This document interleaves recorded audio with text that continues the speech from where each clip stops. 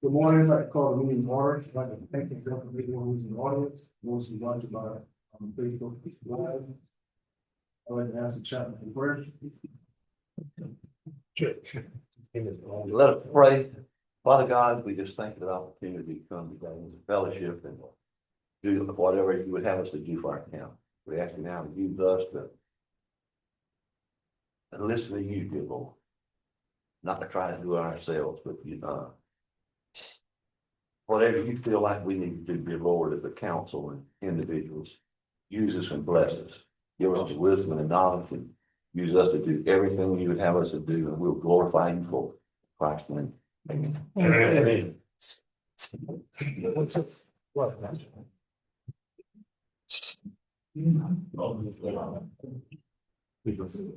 All right, Freedom of Information announcement in accordance with the South Carolina Code of Law 1976 as amended. The Man Star Mullins Enterprise has been notified of the date, time, place, and agenda of this meeting. Approval of minutes, May 22nd, 2025, May 14th, 2025, budget workshop. So move. Second. Got a motion, got a second, any discussion? All in favor say aye. Aye. Opposed likewise? Ayes have it. Resolution? I know we have a couple of matters pending. I'm not aware of anything new we have unless y'all have something. All right.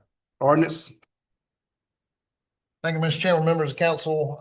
Item A is still on hold just for further information in the future from the project. Item B is on hold for the public hearing. There's going to be for June the 26th meeting. So that takes us to item C, second reading of ordinance 2025-26, fiscal year budget 2025-2026. You have a full copy of that ordinance in front of you. We need to take action on second reading, please. Motion, sir. We need a motion? We need a motion, yeah. I move that. Second. Got a motion, got a second, any discussion? All in favor say aye. Aye. Opposed likewise? Ayes have it. Committee report number 1 has nothing at this time. Committee number 2. Committee number 2 has no report at this time. Legal update. I don't have anything in this section, sir. Ms. Brianna, Marion County Animal Shelter.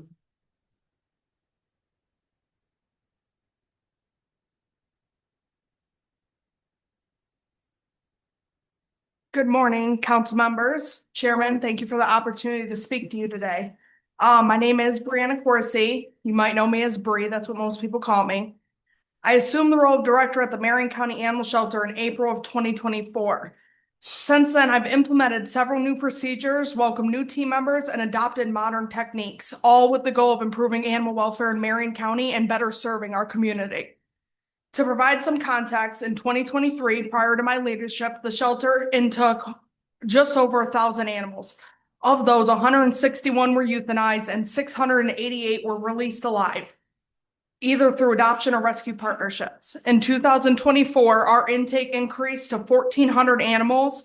We've reduced euthanization to 143 and increased our live releases to just over 1,000 animals. So far in 2025, from January through today, we have taken in 697 animals. Only 21 have been euthanized, while 601 have been successfully placed through live releases, whether it's rescue or adoption. These numbers illustrate that achieving no-kill status does not mean there's zero euthanization. Rather, it reflects our commitment to only euthanize when an animal's medical or behavioral condition makes rehabilitation impossible. The procedures I've put in place are consistent with those used by other leading shelters and rescues in our region.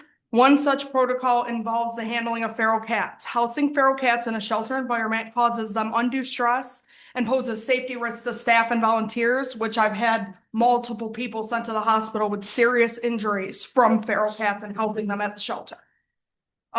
So instead of housing them, we started doing community cat days 2 to 3 times a month in partnership with Marion friends and volunteers. We fix up to 5 feral cats per session. This varies. Sometimes it can be 6 or 7 on these days. Individuals are placed on a waiting list, provided traps if needed. We even go out and trap for the elderly and people who can't do it themselves. We bring the cats in the night before, they go the morning of for surgery, we hold them for 1 day, they get all the veterinary care they need, and then they're released the following day in the same area they were picked up from. Since implementing this program, we have not had any issues with people being injured, animals being injured. It's been very smooth. Stray animal intake occurs Monday through Friday from 12 to 5 and Saturdays from 9 a.m. to noon.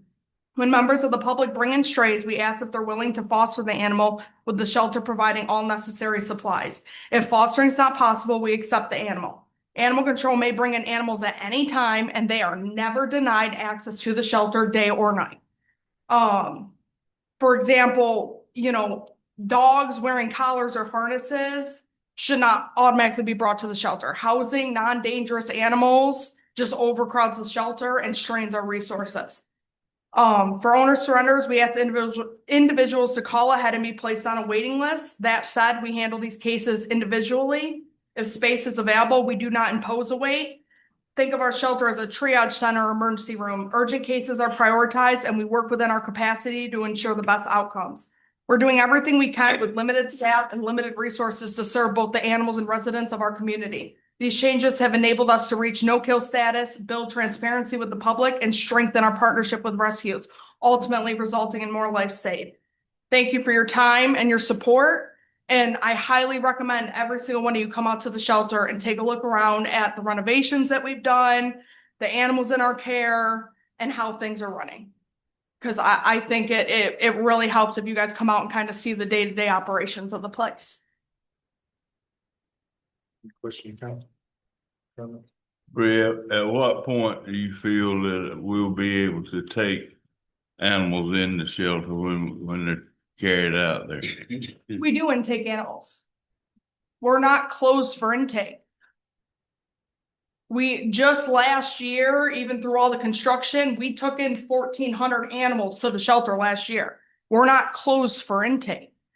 We might limit intake. We can't intake 30 dogs on any given day. We only have 2 employees there any given day. But we haven't been closed for intake indefinitely. I mean, just this year alone, we intook just under 700 animals since January 1st. So we are intaking animals. How many animals do you have at the shelter? Right now, I don't have that exact number. I want to say it's about 210. And that's between on the grounds, foster homes, and that's cat and dogs.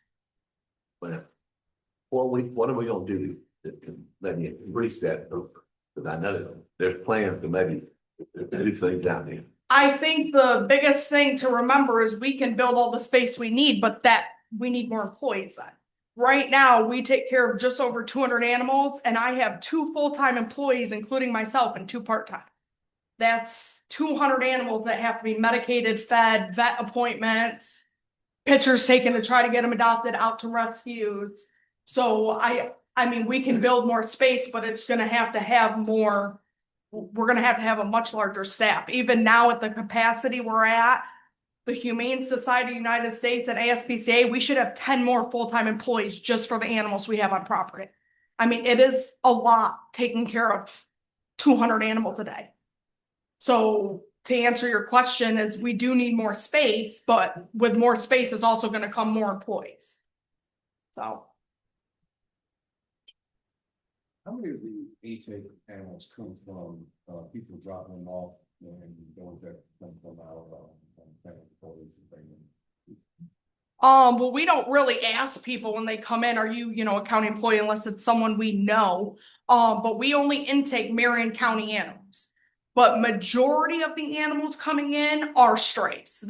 So it's someone like you who found a dog on 501. Hey, I found this dog in Marion County. It's not my dog. I need to drop it off. Majority is strays. And I can get you those exact numbers. And actually, I gave Chavis last week the exact numbers of owner surrenders, deaths in custody. I mean, right down to the nitty gritty of where these animals ended up. You all check ID? Yes. Yes.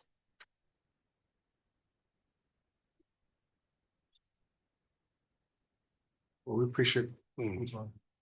How many inmates do you have helping you every Two. day? Just 2? 2. Thank you, Chair. Thank you. Well, thank you for coming. We appreciate all you do. Yeah. Okay. No worries. Thank you.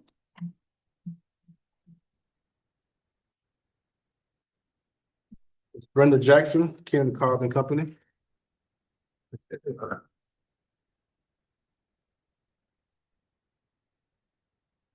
Good morning. Good morning. I hope everyone received their audit package. If you received it by email. So that you had a chance to at least review it ahead of time. I know it is a huge package to absorb everything. I will keep it brief, but we will go in as much detail as you would like as we go through it. You can stop me at any point with questions. Just to refresh your memory, your report is basically set up in 4 sections. You have the management's discussion and analysis, which is a synopsis of the whole package, has everything in very condensed financial information, some comments, some analysis of the numbers.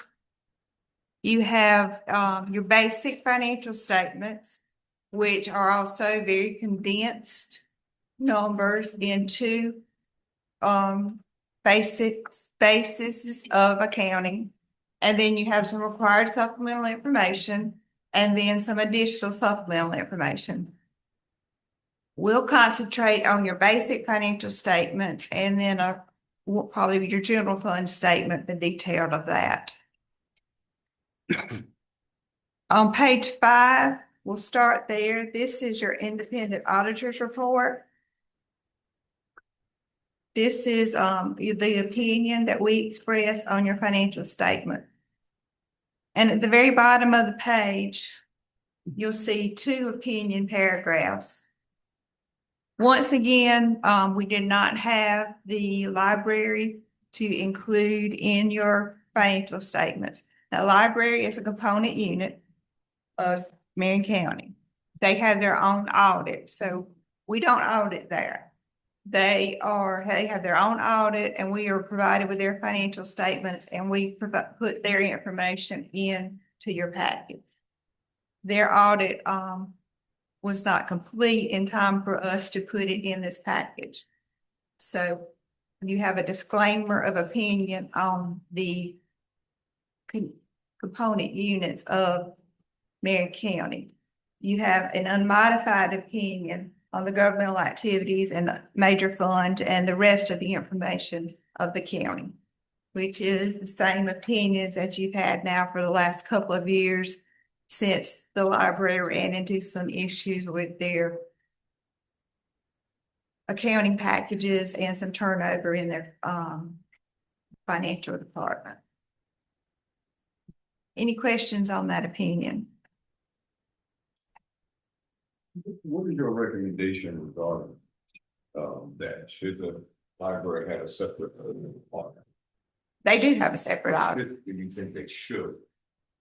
Going part of county providing funds Yes, they should, like that.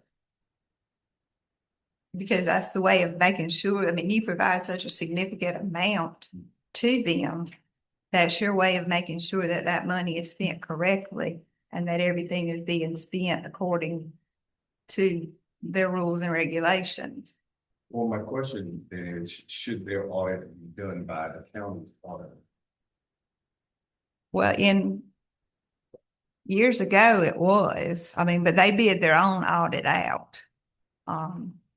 It's not bid as a package deal. They bid their own audit out, and then they rebid it, and we didn't receive the RFP. But So can your organization didn't bid on it? Or you didn't, like I said, you didn't receive the RFP? I understand. no, I'm just trying to figure out for. I didn't do it. Someone else in my office did, and there was some between the prior, I think it was a prior. I hate to say this and there was some clashes between personalities. I understand, I just see that maybe. So the prior did not want us to do the audit anymore. Was my understanding. But like I said, I did not do the audit, just for time frame. I mean, I did not have the time to do that audit. And plus, I like to keep it separate a little bit. Someone else in my firm did it. Well, I understand that. But there was no problem there was a year or two that another firm did it and it worked fine. But then they ran into some kind of, I think they changed software or something happened. And since then, they haven't caught up. But yes, I think with the money that you provide to them, you were within your rights to give them a time frame for their audit to be completed.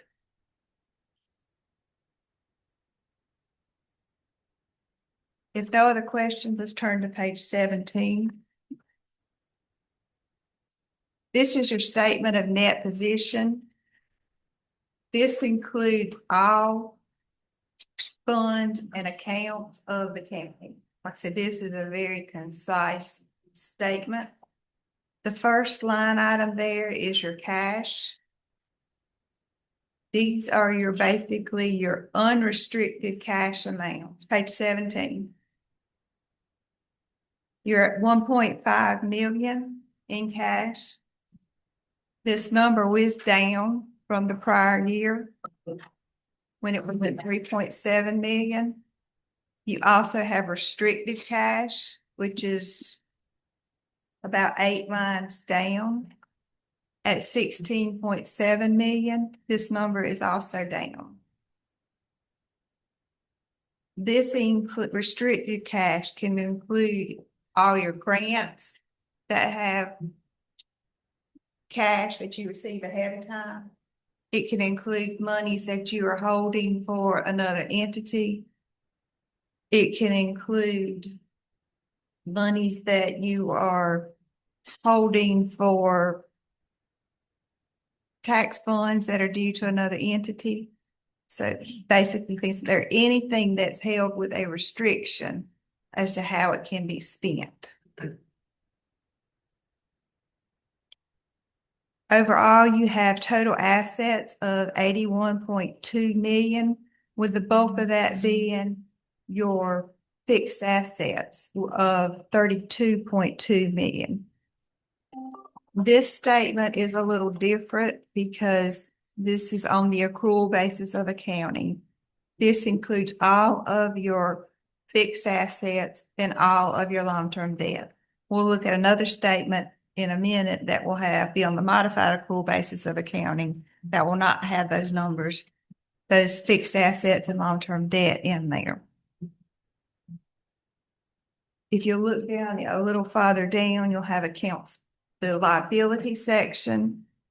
You'll see you have accounts payable. These are more of your short-term debts, your bills that need to be paid on a daily basis or a weekly basis. Those were at 2.2 million, fairly comparable to the prior numbers, which was at 2.5 million. In the middle section of the liabilities there is your long-term debt. These are your bonds, leases, and then the pensions and the OPEB debt that we'll talk about in just a minute.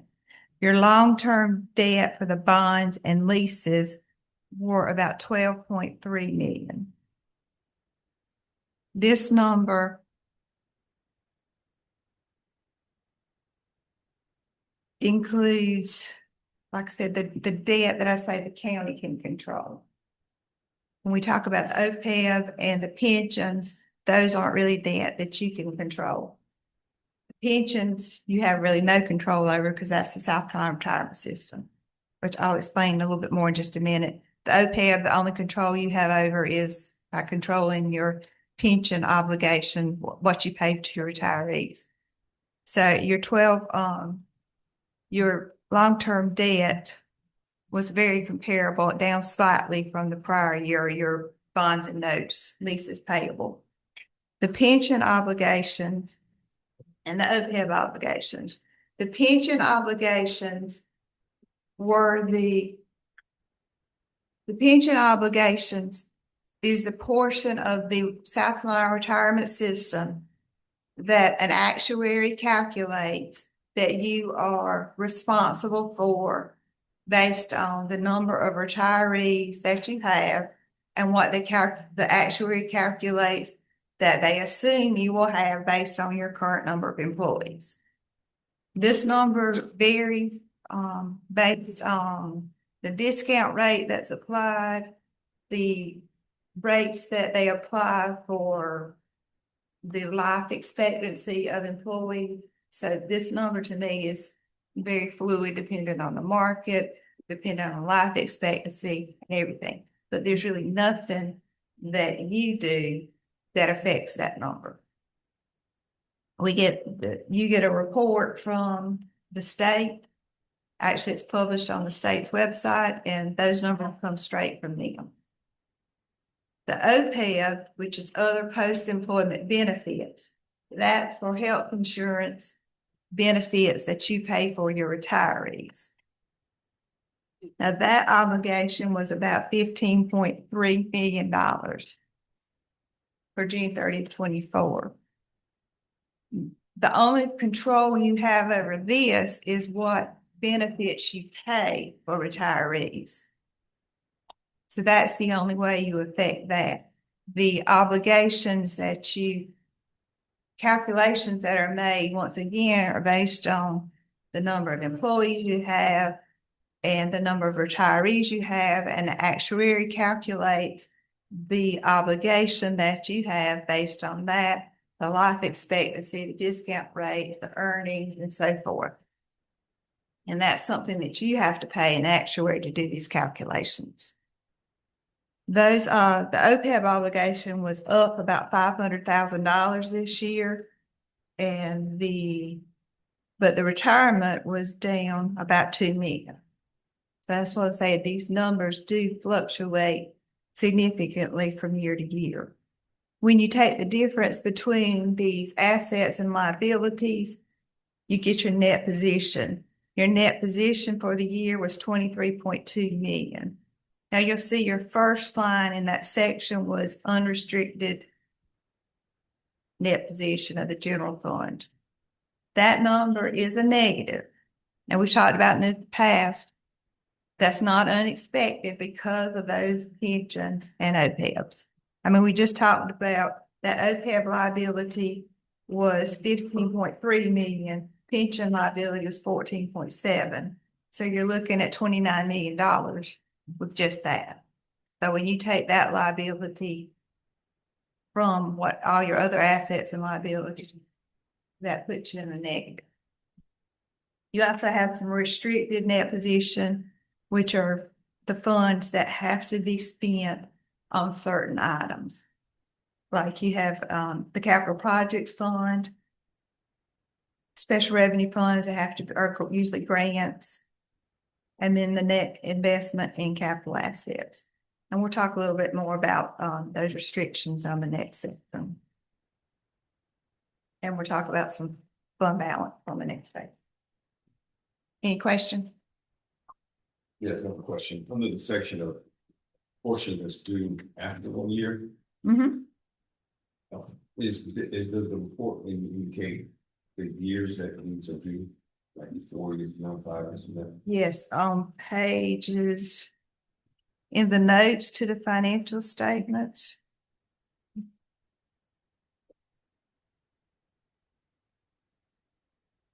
Starting on page 34. There are details for each note, each debt obligation that you have, and there's a schedule that breaks it down for 5 years, what the principal and interest that you owe on each one of these obligations, and then in 5-year increments. So you can see what each one of those, whether it's a debt or a lease, and you can see what those obligations are.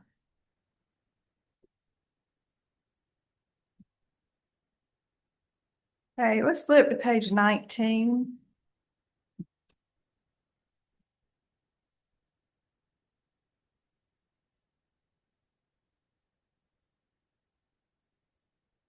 This statement's broken down. We talked about the other being very concise. This page or this statement is on the modified accrual basis of accounting, and it's broken down by funds. This statement does not include that long-term debt or those fixed assets. So it's more of a short-term view.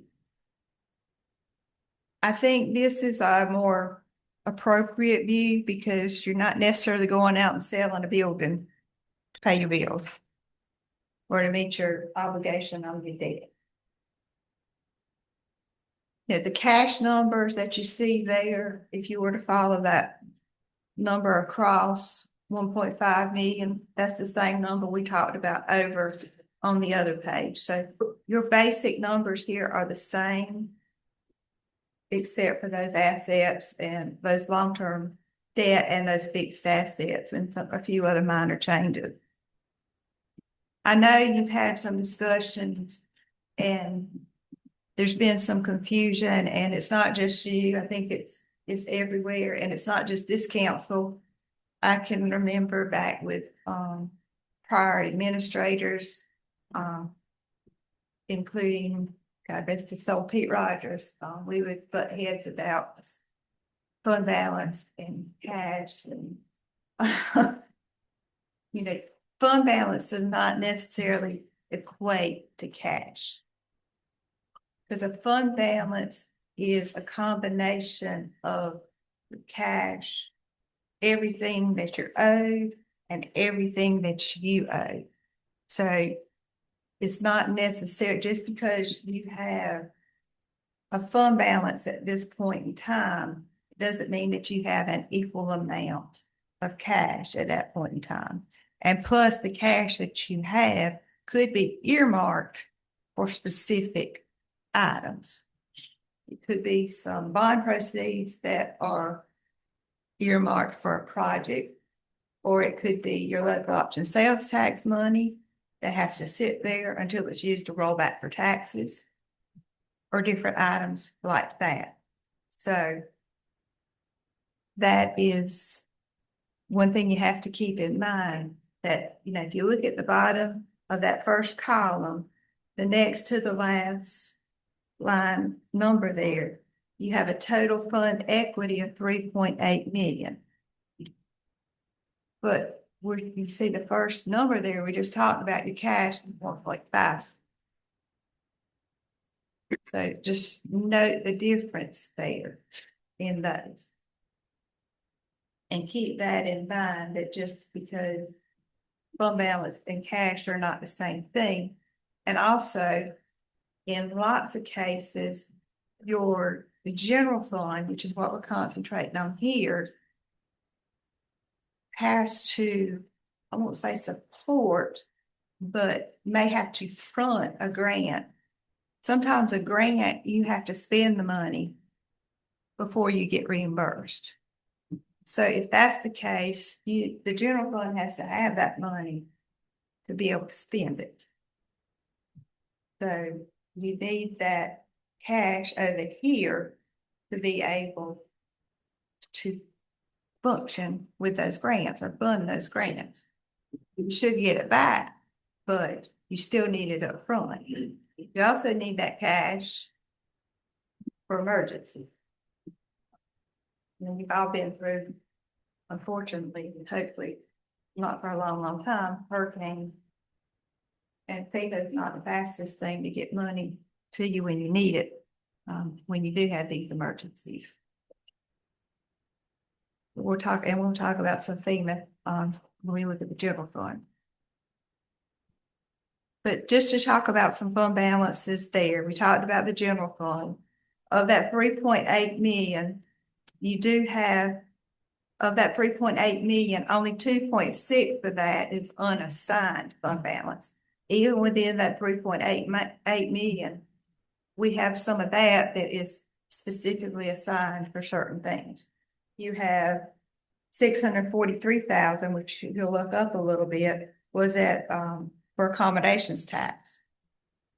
That's guided by state law as to what it can be spent on. Solid waste tire, that's state funds, guided by state law as to what it can be spent on. Economic development, $120,000. That has to be spent on economic development. So, you know, that's segregated as to what that can be spent on. So you have those separated. Second column there, capital projects, that is your capital sales tax. So you'll see you have 9.9 million there. That is both the funds that you have collected to repay the debts and the remaining bond funds that you have to fund the projects that are ongoing and the funds that are in the future. Can I ask a couple questions? Thank you. One of them would be, we're talking about all this money sitting there. Where's the interest go? Does it go in that same fund or does it go to our general fund? Typically, if it is an interest-bearing account, it goes in that fund. Like if it's in solid waste tire, then it would go in that solid waste tire. Some accounts, some funds don't allow it to have interest bearing. What? I mean, what, you don't understand, if we can, not co-mingle, but utilize the interest in one of two ways, to grow that account or to pay your debts or other things, you know, so it's different for different funds. Yeah. Yeah. One other question to follow up on, too, we always, in years past, when we started talking about that fund balances, used for operating expense in case something would happen. And it always comes down to a certain number of days that y'all would provide. If you got that somewhere later on, that you're gonna tell us how many days you've done. For 2024, it was up to 44 days. But I do believe part of it being up this year, you have some bond proceeds that are in there that are left over. Was part of it. We'll talk a little bit about that. And there was some unique things in this year. You had some bond proceeds that are in there. You got some FEMA money, but then you spent some funds to have to get FEMA money in the future. So and tax collections were good. So the combination of tax collections being over and, you know, the bond proceeds and, I mean, your year ended up in the positive. Yep. So you did add to the fund balance. So even though you did have some budget issues, some significant budget issues, you still ended the year in the positive and you did increase that fund balance. Sure. So we're at 44 days. That's where we're at. Do you know where we were at last year? You were at 29 days last year, 29. 27 the year before that, and 15 the year before that. Thank you.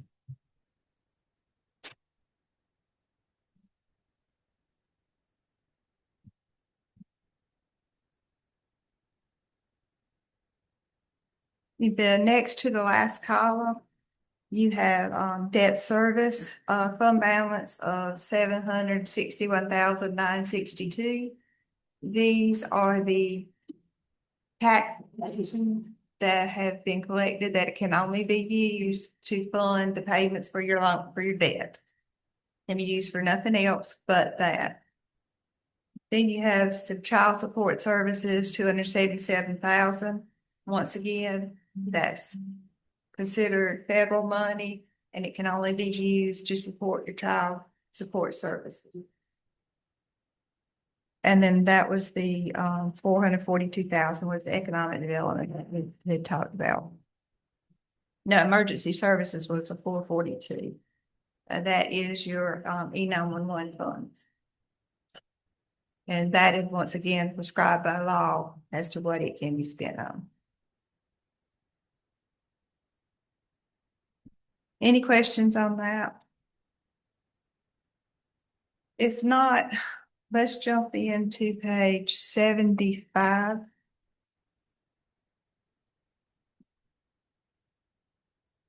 Normally, we look at a condensed statement for the general fund. But since we had a finding related to your budget issues for the general fund, I thought it would be more beneficial that we go ahead and look at this statement, which shows the details, budget to actual for your general fund. Just to point out, I'm sure you're aware there, but if you see anything in brackets, that is the unfavorable amount. That means you either got in less revenue than you planned or you spent more than you planned. This first page of revenue, just to point out a couple of line items there. Next to the, you'll see your first item there, tax apportionments, as I just mentioned. You collected a little over $1 million than you had planned, or than you had budgeted. So the collections were better than what you had expected, with reassessment year. Next to the bottom, the second line up from the bottom where it says other state, 2.3 million or 4 million. This was a state grant that you received for the property acquisition on Highway 76. Or you can call it the Willoughby Buck property. And that helps offset. You'll see that one is a favorable bracket or a favorable number there. So that helps offset one where we see a very unfavorable variance over in capital outlay where you purchased the land. So that one kind of will help offset that one on another page. Flip into the next page. You'll see the last part of your revenues. Your ARP funds, you budgeted 1.7 million. You actually used the remaining balance of your ARP funds at 2,917,000, which was 1,247,000 more than you budgeted. Next line was FEMA. You received $703,838. This was to reimburse you for some expenditures that you actually paid in the prior years. This was not recorded as a receivable because the way these funds are, it was not deemed probable enough to know that you get reimbursed for it. And we'll talk about some that you spent now that, yeah, here we are a year later and we're still not 100% sure. It sounds like more positive that you will get it, but at the point in time when this was done, we weren't sure. But those funds were spent to buy a backhoe, a cutter for a backhoe, a dump truck, a ditcher, and another tractor. And the DSS family court, all of the funds that the family court receives, except for the incentive funds, if they don't spend it, it can revert back to your general fund. So that is the excess funds that they received, was $85,000. So overall, your revenues were budgeted at 22.6 million. You received 29.2 million. So your excess was 6.7 million for the year in revenues. With the 700,000 until we received from school, did you say that the money was used? It was actually spent in like 6/30/23 and 6/30/22. Okay. Yeah. So in effect, it made your those prior years look worse. It hurt your bottom line in those years because it was expenditures in that year, but the revenue showing up in this year. That makes sense? It does. Go ahead. I know. Well, if it made those years, of course, particularly with the audit. That affected our bond that we took out because they used things that interest rate. We were going to be paying a high interest rate and we should have if it accurate. No, majority, but if we actually. Well, I mean, they would have been accurate because we can't record that revenue until it is deemed that you would, it deemed available and deemed that probable that you're going to receive it. And at that point in time, it was not deemed that for sure, or at least reasonably probable that you would receive it. I mean, in some of these expenditures, it was a year or almost 2 years later before you received it. Same way we've got one now. You've got expenditures that you spent in 24, and here we are in almost in June of 25, and you still don't have the money. And I think the last I heard, they had just made the money. I can't remember their exact terminology, but it wasn't appropriated, but they had basically approved the project or earmarked the money or whatever their terminology is that FEMA uses. So hopefully it's going in the right direction for you to get your money for that. But I mean, that's a big project. I think that's something we follow with content by.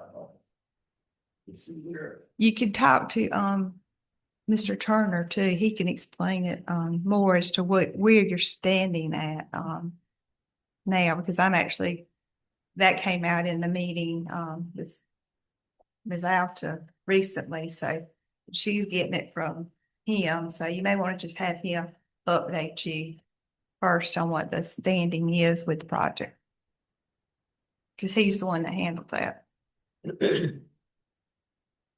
Sure. So I just want to go back up.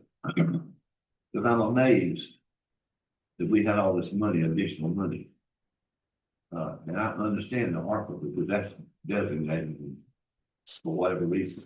But in 24, we collected over $1 million of taxes that we didn't appropriate throughout the budget. Is that what you're saying? Mm-hmm. How can we calculate that for you? Well, I mean, it's still your best estimate as far as with your collection rate and, but especially in a reassessment year. So that's all I can really tell you. And I don't think there's anything wrong, anything done wrong. Oh, no, I'm not saying, I'm saying these are the people's tax. Mhm. That's not mine. We need to do a better job on how we designate how much we need and how much we collect. Because taxpayers aren't gonna get that back. And we're gonna use the same figures again, or are we? I don't know. That's why I'm asking this question. What did we do incorrectly to generate $1 million of taxes? Are we gonna do the same formula again and again? You don't have reassessment again. I'm talking about if there was anything or any situation, I know delinquent taxes could be one of them. I want to make sure that we're not collecting and then overspending in a budget because we just don't understand something somewhere. If we need $10 million in taxes, let's collect it. Well, when you do the taxes, you set your millage, and especially in a reassessment year, you base on what that new assessment is, what you think that collection rate is going to be. And then you set that tax rate. You never fully know what's going to be, that collection rate's going to be up or down. What's going to be added, if you're going to have a delinquent payer. And now these,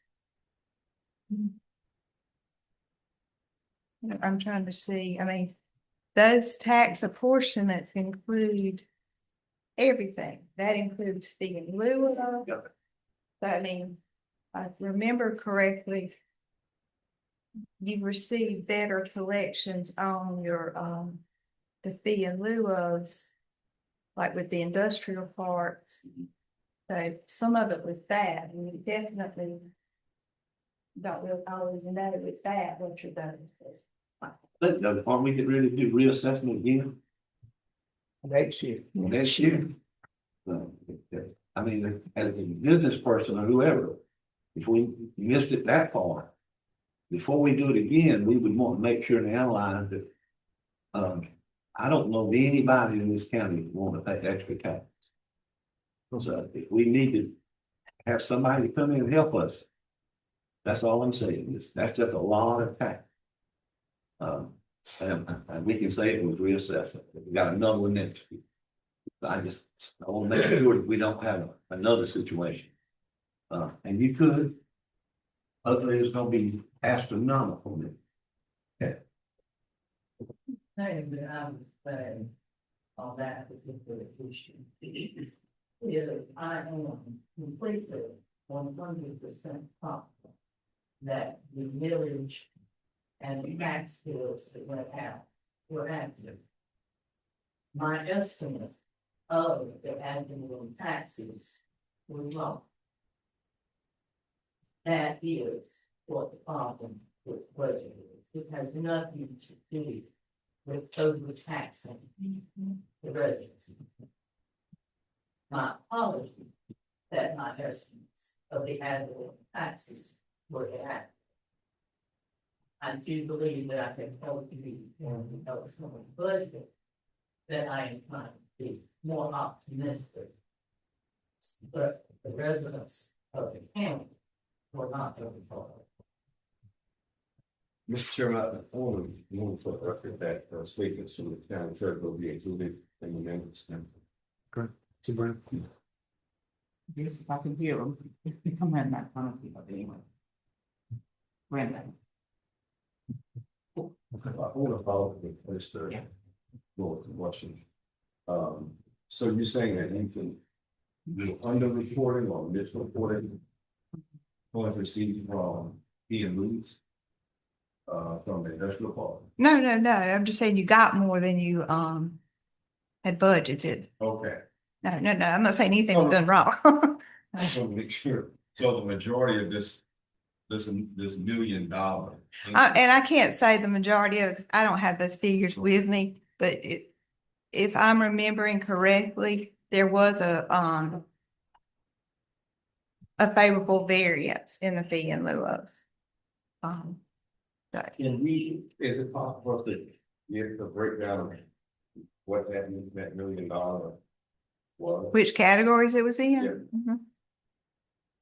I think that would help us in terms of thinking about in the future, what we can count on. What variances might be. Sure. So I think that gives us to have that information. And I'm trying to make sure that I don't have the fee in lieu ofs in here separately, but I'm pretty sure the fee in lieu ofs are in that, that number. The only thing I think that's separate is the, delinquents. But the Lou's already designated what it should be. How would that occur as a mistake or under reporting or whatever? Because every one of those things are locked in for what, 20 to 30 years? Unless there's something added to. Well, I believe if you have more that come into the industrial park, Yeah, I thought that in Dillon County. Yeah, I thought that was where we got a little revenue, but I didn't know it was a huge number. aren't I correct? I'll put it with the, if you do the industrial park, it's the number of It is.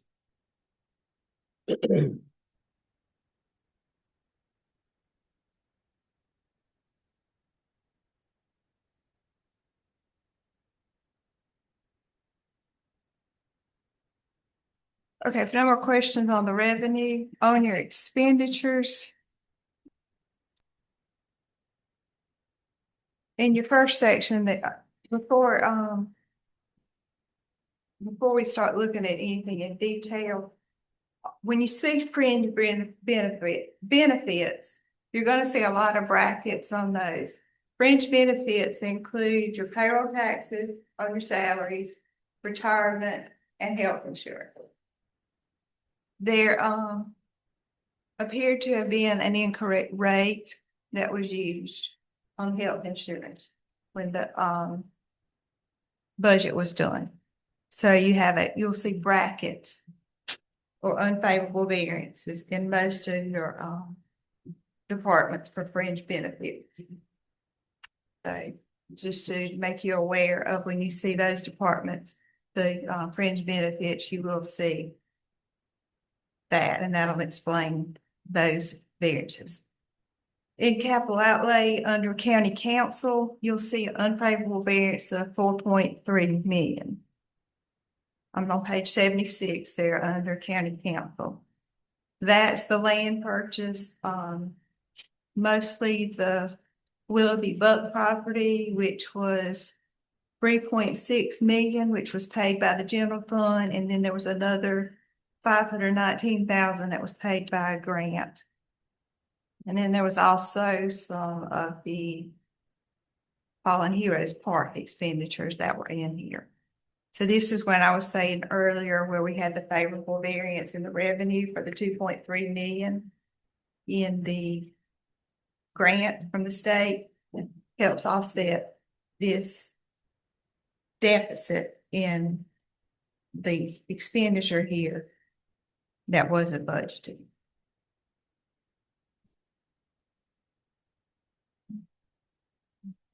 Just to, I mean, I'm not gonna hit all of these the brackets. I mean, you can look through it. If there's anything in here that you have a specific question about or that you want to bring out, I'll be happy to try to answer your question on it. Page 78, registration board, just because this is salaries, you'll see the salaries are over budget, 55,000. That's poll workers for the elections, which you do get reimbursed from the state. So that's not an additional person or additional employee that was hired.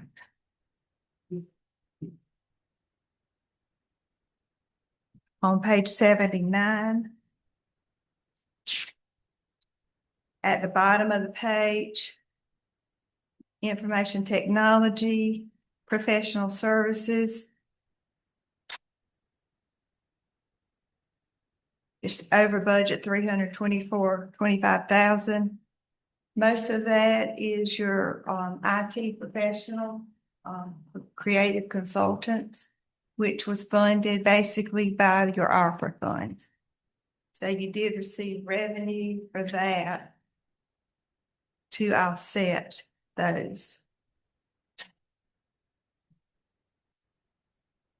One. I have a question. Sure. So, also offset the contract with IT. Mhm. So going forward, gotta have to take on for the rest of, that. If you're going to continue with that yet. At the same rate. I don't know. Yes. And a lot of these services, for this particular year, we did have new computers, a lot of new services we transferred from, did a computer conversion. But yes, moving forward, it will come out of the general fund.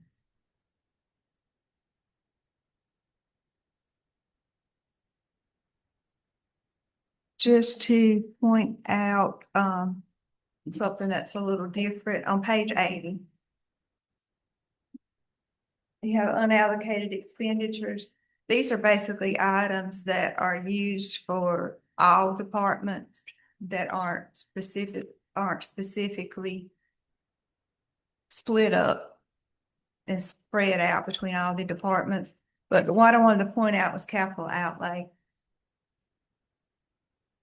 According to governmental accounting, we have to account for leases as like a purchase. Even though they're a lease and you're not purchasing that car, we have to account for it just like we would if you were purchasing it. So that capital outlay item there that's showing a variance of $841,000, that is the cars that you put on lease during the year. There's also a lease proceeds revenue item that you'll see later on that offsets that. So that's not something that you went out and capital outlay, that you went out and bought something without a budget. So I just want to point that out. That's not one that you necessarily need to be concerned about.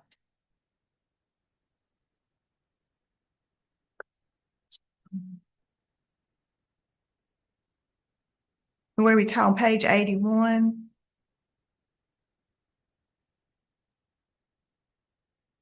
In the middle of the page, emergency management, where we talked about the FEMA on capital outlay, you see $1 million. That's the program where I talked about where you had spent the monies to purchase equipment or to be reimbursed by the FEMA program to be reimbursed. Good.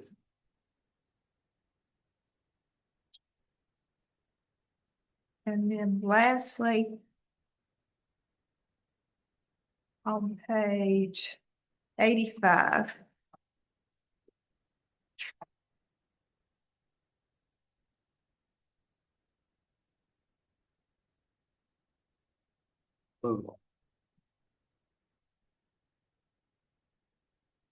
Actually, I'm gonna have you flip it, look at 2 pages at the same time.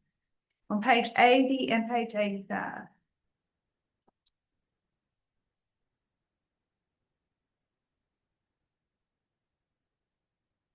Under that same category there, unallocated expenditures, you see vehicle leases.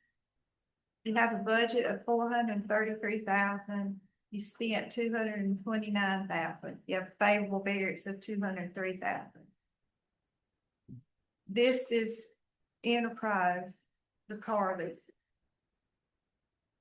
Once again, because of governmental accounting, we're required to report some of that differently.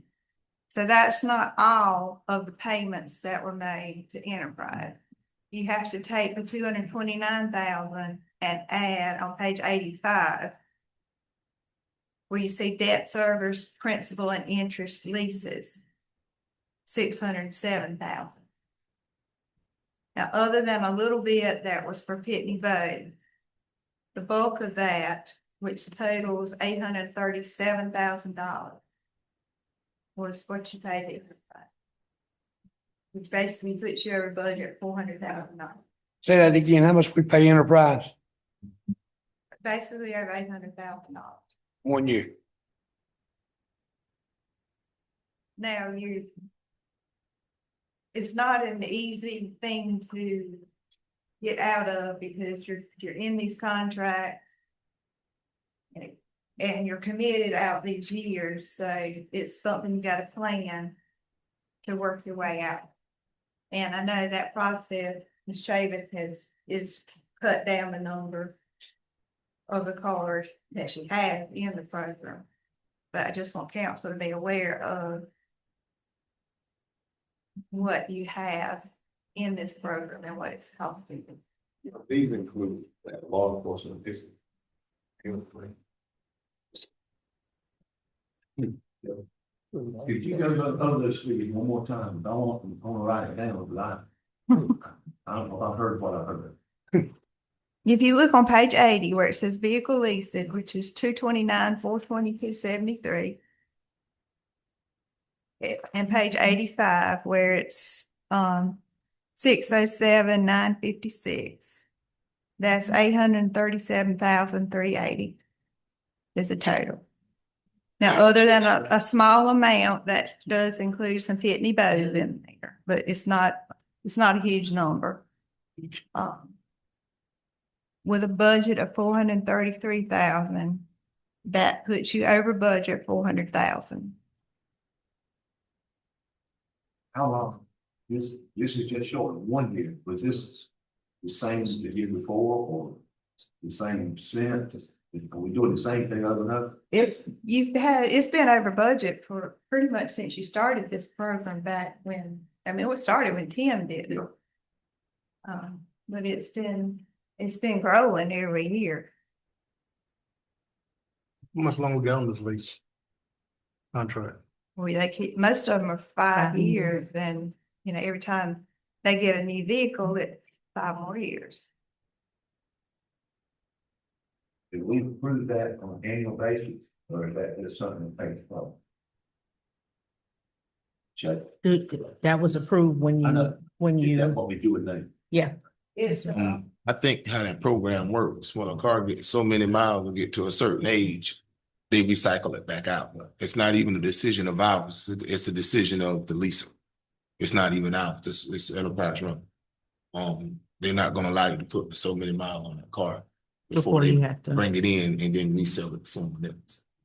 I think you had the option to buy it, don't you? We do, Yeah. But it's usually, but was usually, Very the high. equity is more when you, Yeah, they give you so Turn it much back on, in. it's just like when you go in and trade in a car. They give you more on the equity and you just keep going, going and going and going. Yeah, but we still putting tires and brakes and oil change. that's all a part of the maintenance for enterprise. this is you pay a fee for maintenance. Maintenance on that too. Yeah. But I just want to make sure I heard what you said, that when Enterprise switches out a car, that car automatically gets a 5-year Mike said that. contract with the county. Somebody said that. That's something that we need to address. And I believe it, I mean, it was entered into thinking that rather than purchasing this was a better option. And then they would handle the maintenance and so forth.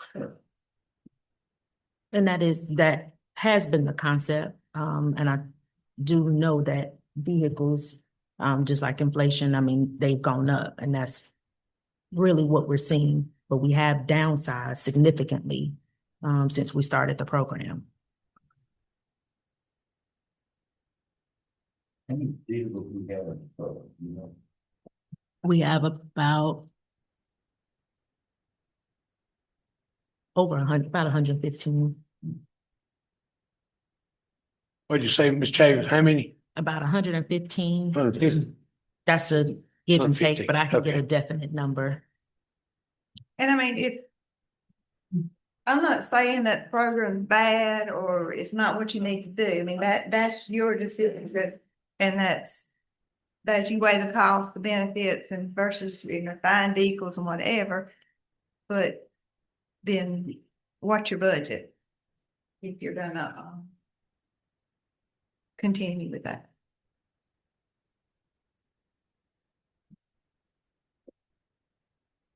Overall, if you look toward the bottom of the page, on page 85, for the year, the fourth number up from the bottom in the middle of the page, you did it in the year with an excess of 1.9 million. So that included some debt proceeds that are in there, the tax money, the FEMA monies that were in and out. So, overall, you did add to your fund balance. But if that's the year that we had 7 million additional monies from some other places that we maybe had not anticipated. Yes. Yeah, Yes. we ended up not spending so much. Right. You had,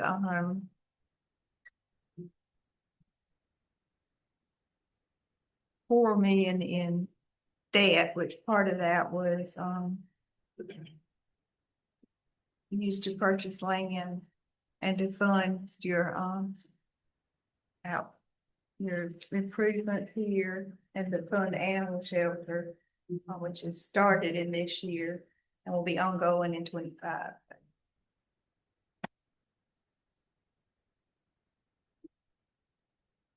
You do have two, I'm gonna talk about your letters. You have 2 letters in here on compliance and internal control. You have you have 3 levels of, findings. Your worst, finding is a material weakness, which is basically saying that your financial statements could be materially misstated. In the prior year, you had two material weaknesses. This year, we're down to one material weakness. And that was for the budget monitoring, just because of significant variances that we had. Then the other, you had some significant deficiencies. Financial statement preparation, which you've heard me talk about for many years, and segregation of duties, which you've also, you're well aware of. And also, and we'll talk about, when I get to the management letter, I'll talk about these a little more. And then we had one issue of non-compliance, and then we had a management letter, with some other findings, but, and if you'd like, if you have any no more questions on that, we'll go to the management letter.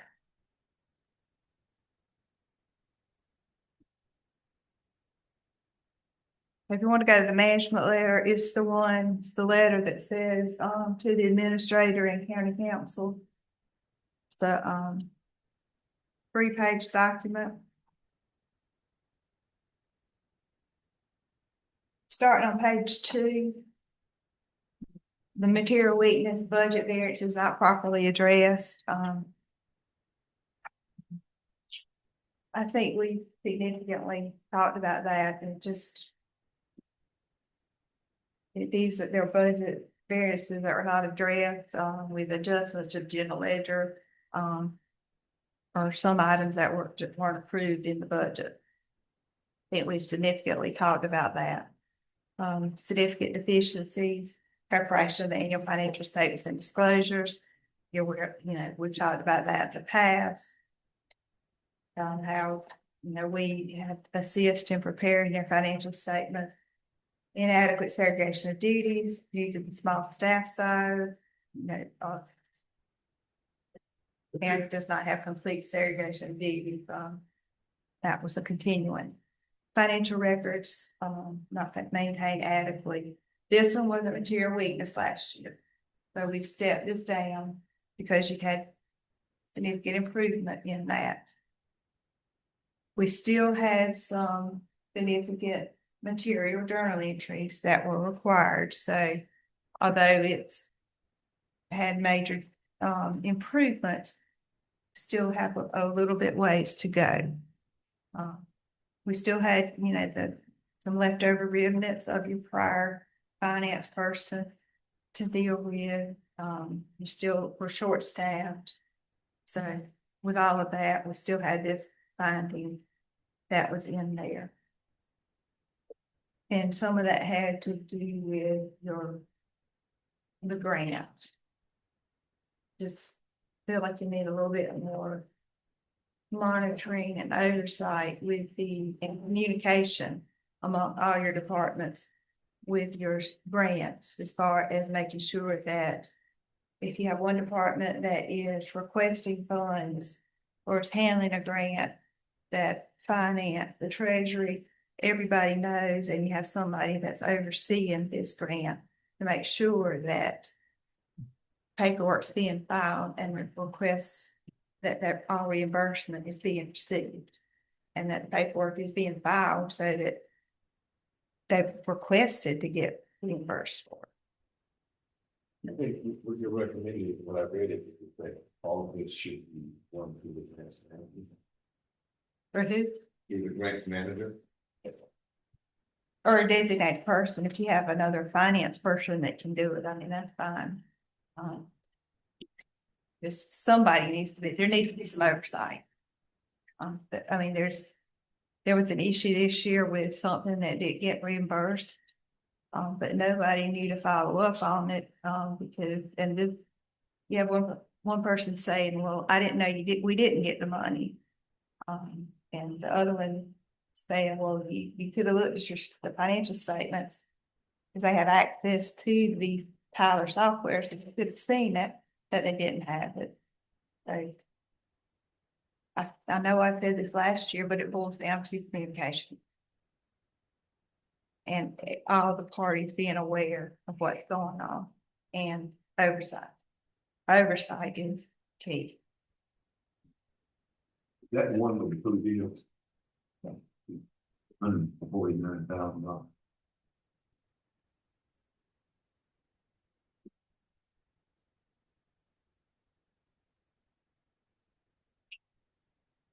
That got into I kind of went ahead of myself. On the next page, disbursement procedures.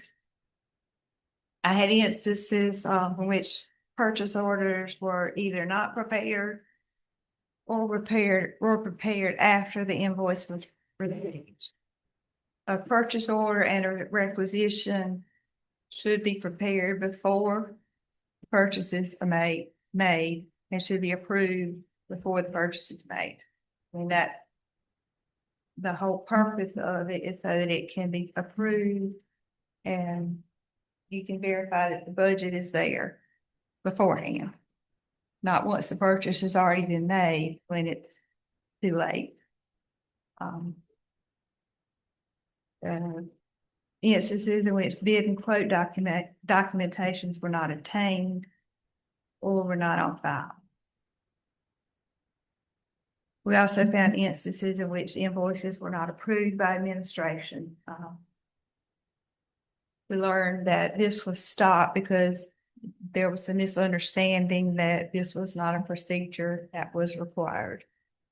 So they were not routed to administration or to the administrator for her approval. My recommendation is that, of course, that purchase orders be obtained before a purchase, and that possibly you have a meeting to go over the purchasing procedures with your staff and stress the importance of it and put some consequences behind it if it's not followed. Same thing with the deposit policy. Go over that with them. Make sure everybody's aware of weekly deposits, the $200 limit, and give everybody a copy of it and make sure that they know that they're responsible for following it. Let's go back to the purchase order. Do you have any idea how many times that took place and what amount of revenue or how much the bills were? I don't know the amounts. The purchase orders were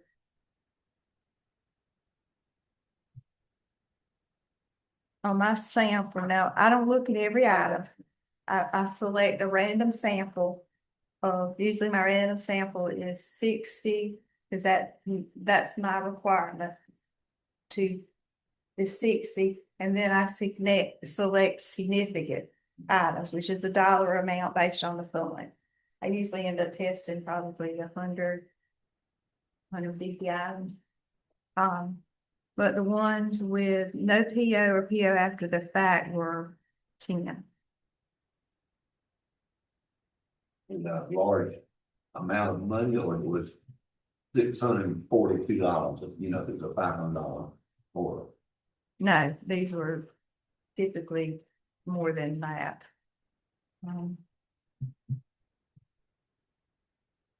No PO. I on my recap, I don't put the let's see, that one was 5,300. That was 6,000. We had people spending $5,000 or $6,000 on no purchase order notes. With bids got, I mean, is this just a purchase? Just go out and buy stuff. And I had some too that had no bids. I mean, that was an issue too. I had 13 in my sample that had no bids or quotes. We 13.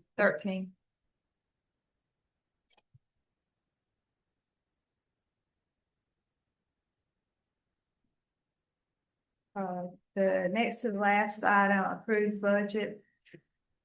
I'm recommending that when the budget is approved in your budget process, once the final budget is approved, that somehow a copy be provided to Ms. Davis and it be noted that it is the final certified copy somehow.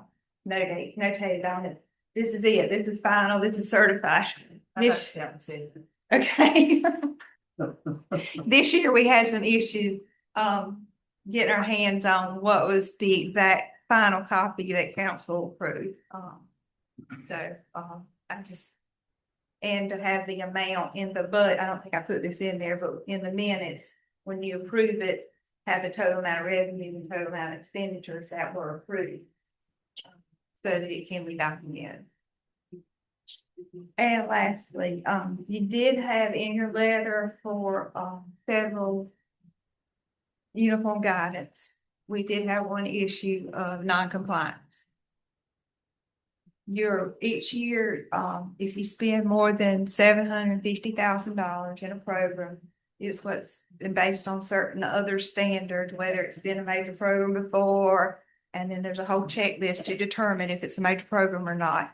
But for this year, your major program was your FAA Airport Improvement Program. Then there's a whole separate compliance program that we have to do just for single audit for this program. One of the compliance requirements for that program is that you have to have certified payroll submitted weekly for any contractors or subcontractors that are working on that program. I contacted the engineer who works with you on that program, and she said, well, if they're not attached to the RFP, not the RFP, the request for reimbursement, then I would have to contact the contractor to get those. Well, if I have to contact the contractor to get it, then that means they're not mine. Those have to be, somebody has to monitor those things weekly. So that's considered an issue. So if you have these programs in the future, somebody has to make sure that these contractors are submitting these certified payrolls, and there's a form that they use for turning in these payrolls. And the reason behind this is to verify that they are paying what they call a prevailing wage rate. You're not required to determine that wage rate. That's on your contractor. They just have to certify on this form that they're doing it. And that should be done in conjunction with the request of reimbursement. No, it should be done weekly. Those requests for reimbursements are typically not done, but like monthly. Okay.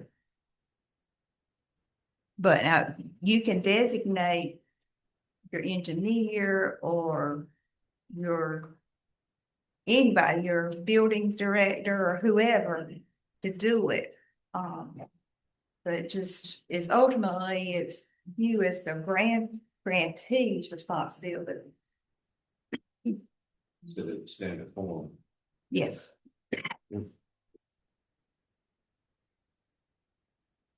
Any questions? I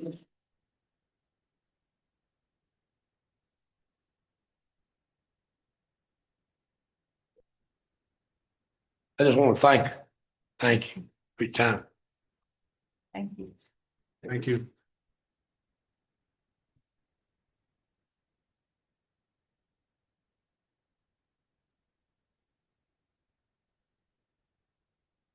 Administrative update.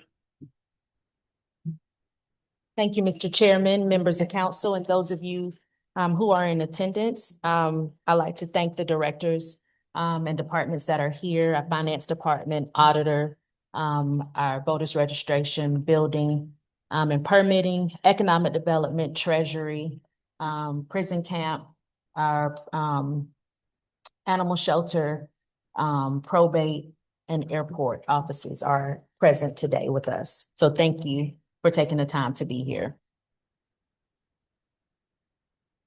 Council, I have provided also a capital sales audit that was also done by the Department of Revenue. That information I have provided you, and if you have any questions, to please let us know. I would also like to ask council for their approval of the bid for the clerk of court roof. That roof is an upper and a lower roof, so it has two portions to that roof. The total for both portions is $326,900. We've already approved the multi-purpose roof that needs to be replaced. So this was the other building, our clerk of court, that needs to be replaced. So I would like to ask council for their approval of that bid, and that's to Roofco. From council. So moved.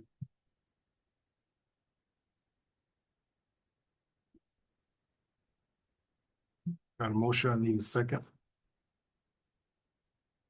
We got, just the particular bid. We do. Yes, sir. I provided it to you. I remember us getting, the information, 550,000. Mhm.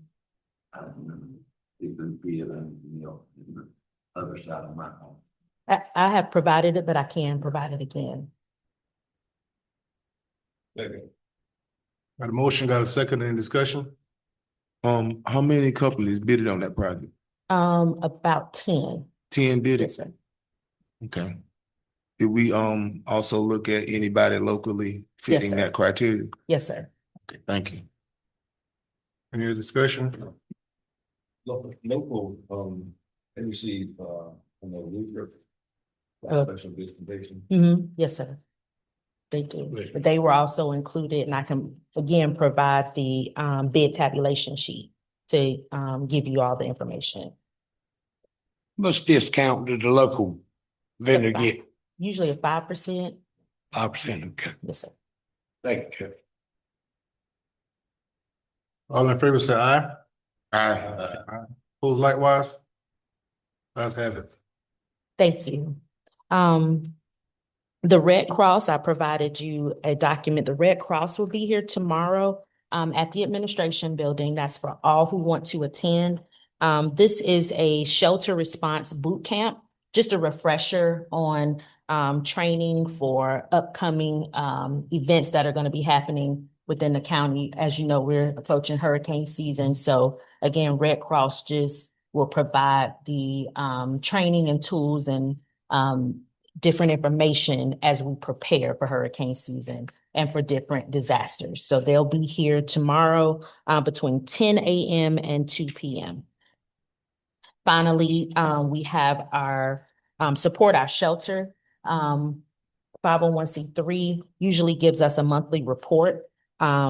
This is the money that is raised throughout the community, donations, fundraisers, and what the money is actually spent on.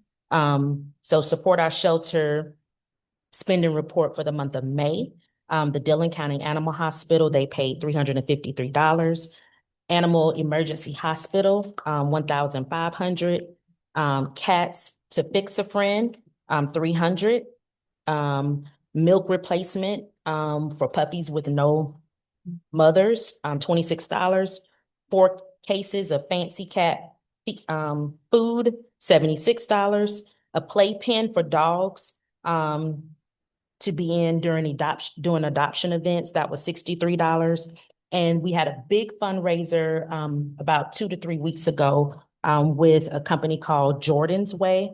They come in, they help provide necessary exposure to our animals and the needs for the shelter. A total amount that they raised was about $8,000, but their expense was about $2,500. So Support Our Shelter did pay for that expense. And then they also provide T-shirts. Support Our Shelter provides T-shirts for volunteers, and they spent $144. So the total paid out that Support Our Shelter, along with fundraisers paid, was $4,995.61. Mr. Chairman, that's all that I had. Thank you, appreciate it. Thank you. Just a reminder that we do have another budget workshop tomorrow at 5:30. Thank you. Questions and comments from members of the council?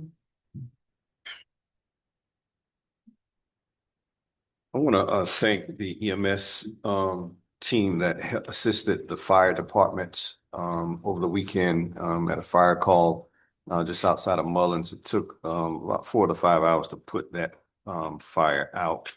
And a lot of the firefighters dealt with heat exhaustion, exposure to smoke inhalation in that process, and they were very active in assisting the different members from different departments from all over the county. And everyone noticed it, and they were very appreciative of it. So I want to make sure that they are acknowledged for doing a great job on the ground during a tense situation. I have a question for the attorney. When is the road closure hearing scheduled? It has not been established yet by the court. You talking about for Pet Larimore Road? Yes. Yeah, it hasn't been set yet.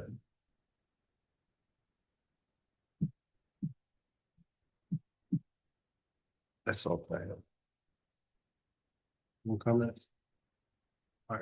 When you like. Yeah, I have one. On Tuesday of next week, June 17th, Bishop Blue will be celebrating his 25th anniversary for the CCFM conference. And I would like to pass a resolution to present to him on Tuesday night for his compliment. Second. Got a motion, got a second, any discussion? All in favor, say aye. Aye. Pull likewise, ayes have it. Thank you. No more comments. We'll go to executive session for personnel, economic development and contractual matter. So moved. Second. Got a motion, got a second. All in favor, say aye. Aye. Ayes have it. Went into executive session, no action was taken. I need the motion to move back into regular session. So moved. Second. Got a motion, got a second. Any discussion? All in favor, say aye. Aye. Pull likewise, ayes have it. I have two motions to make. One, that we institute starting tomorrow, a 90-day moratorium on sand mining in the county. Got a motion, got a second, and discussion? All in favor, say aye. Aye. Pull likewise, ayes have it. Second, motion I want to make is to direct the county administrator to have the HR director to send a letter to Mr. Philip Rogers to offer him the opportunity of a grievance hearing. And in that letter, make it clear that he has 14 days to respond to that request. Yes, sir. Got a motion, got a second, any discussion? All in favor, say aye. Aye. Pulls likewise, ayes have it. Make a motion that we adjourn. Second that motion. Your turn.